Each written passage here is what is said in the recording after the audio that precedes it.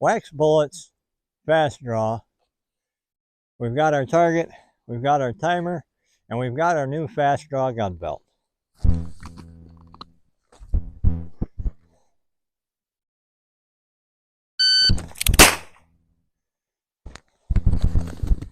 .81.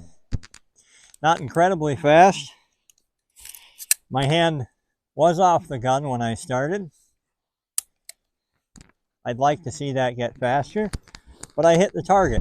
And that's part of the main thing I've been working on. Because like I've said before, if you've got a fast hit, it's good. But if you have a fast miss, it's just a miss. We'll see you next time. Just for authenticity, I'll bring this up to the camera. Make sure that you can see